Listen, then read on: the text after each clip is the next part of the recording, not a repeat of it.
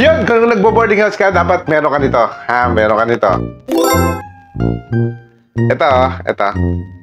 Oh, ano ba to? Panoodin mo kung ano to, ha? Panoodin mo kung ano to. Panoodin mo.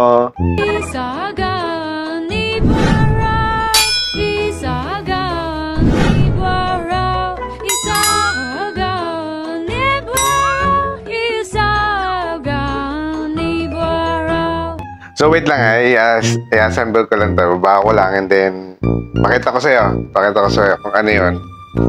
Para ano kung paano gamitin, ha, para safe. Para safe to po. Safe to, para ligtas ka, ha. Yeah, wait lang. So ito pa lang ating ano, portable gas stove. Yan.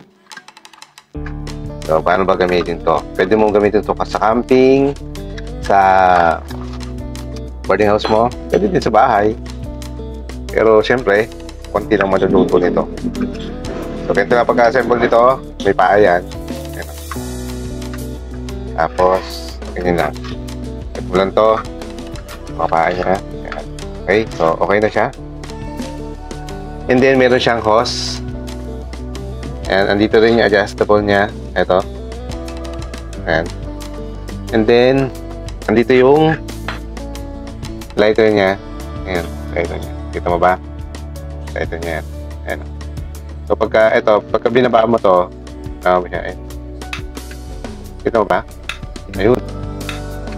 Doon nag-spark. So paano siya gamitin? Simple lang. Paano siya gamitin ng ligtas? Ito lang gagawin mo. So may dalawa ngayon. Big yan. Ito. Just lock yan. So ito muna. Ito. Dito yung papasok. Tapos ito. Dito ipapasok. Yan, sa gitna. So, make sure na ito ay nakasara. Make sure na nakasara to. Ito yan. So, pagkapasok mo dyan, yan mo to, tapos tulak. So, may marinig ka parang sumisirit. So, pagka ganun, dapat walang nakasindi ditong apoy. Kasi possible na mag-layout, di ba? Para safety nyo, ha. Ano, may kandila dito nakasindi. Bawal. Huwag kayo magsisindi ng ganun, ha. Kaya dito may nagsisika.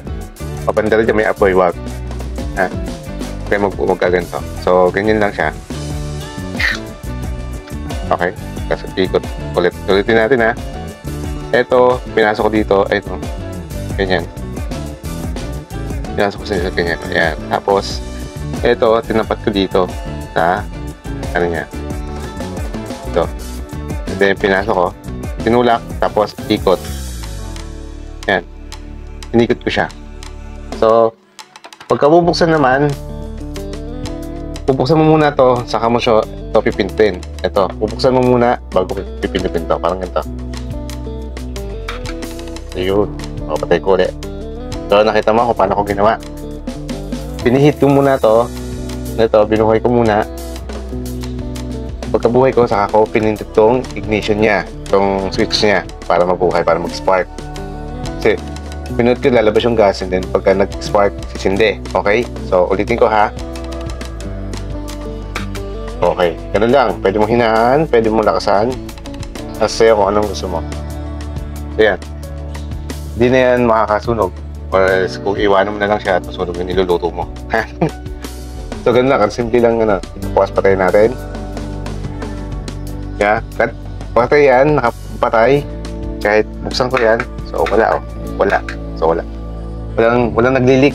Walang gas leak. Tapos dito rin, check nyo din kung may nagli-leak. So far naman, wala naman. Kasi tumangog galing yung leak. So, yan. Ganyan gamitin tong portable na stove na yan. Then, sa pagtatanggal, tapos na kayo magluto. Ganun lang din. Pipihitin mo pa counterclockwise naman. Pipihitin mo ganun. Tapos patapat mo doon sa butas, sa gitli. And then, yan. Yun lang. So, napakasimple siyang gawin. Tapos natin yun. Ganun lang siya kasimple.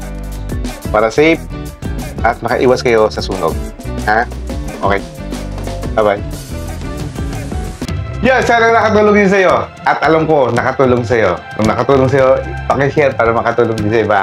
At kung gusto bumili ng ganun, nasa baba yan. Nasa baba. Okay, check mo yung ano ko. Yung ibang account ko. Nasa baba din yun. Nasa baba. Salamat sa iyong panonood. Share mo to ha. At mag-comment ka sa baba kung nakabili ka na. Or kung gumagamit ka na na, mag-comment ka sa baba. Mag-comment ka sa baba. Ha? Bye. Salamat sa iyong panonood. Huwag kalimutan mag-subscribe, i-like ang video na to at i-share ha. Bye-bye!